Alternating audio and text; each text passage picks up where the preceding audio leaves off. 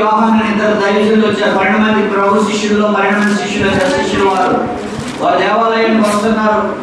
వస్తూ ఉన్నప్పుడు పేతురు అంటున్నాడు, అంతగా పేతురు, వెండి బంగారులు మా యొద్ద లేవు కానీ మాకు కలిగినది నీకు ఇస్తున్నాను. వీడనుకుంటున్నాడు వెండి లేదు, బంగారం లేదు, మరి అంతకంటే విలువైంది ఏముంది? ఒక డబ్బు ఉండొచ్చు, ఏముండొచ్చు, డబ్బు ఉండొచ్చు.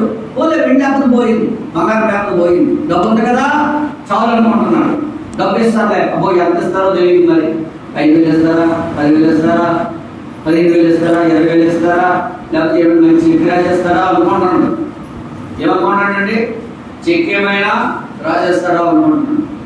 దేవుడిలారా ఒకనొక సమయంలో మరి దేవుని మహాకృపను బట్టి అనేక మంది దైవ సేవకులకు మరి మన పరిచయం ద్వారా, మన సంఘం ద్వారా ఎంతో మందికి మరి చెక్కు రూపంలో 3,000, 5,000 అని చెక్కు మీద సంతం పెట్టి మరి వారి యొక్క పరిచయం, వారి మందిర సహాయార్థం, మందిరం కట్టుకుంటున్న వారికి, ఆ మందిరం పని చేసుకుంటున్న వారికి, మందిర మధ్యలో ఆగుతున్న వారికి మనోభూతిగా మన సంఘం తరఫున ఒక సమయంలో ఇవ్వడానికి దేవుడు కృప చూపాడు.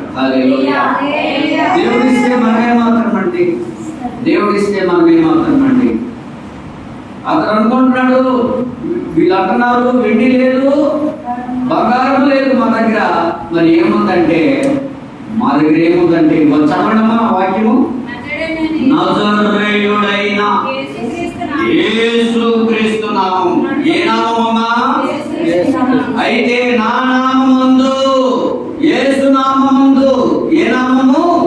యేసు నామములో భయభక్తులు కలిగి ఉండాలి. నజరేయుడైన యేసు నామములో నీవు లేచి నడవమని చెప్పి వాడు కుడి చేయి పట్టుకొని లేవనెత్తను. వాడు వెంటనే పాదములు చీలమండలోనికి బలం పొందుకున్నాడు.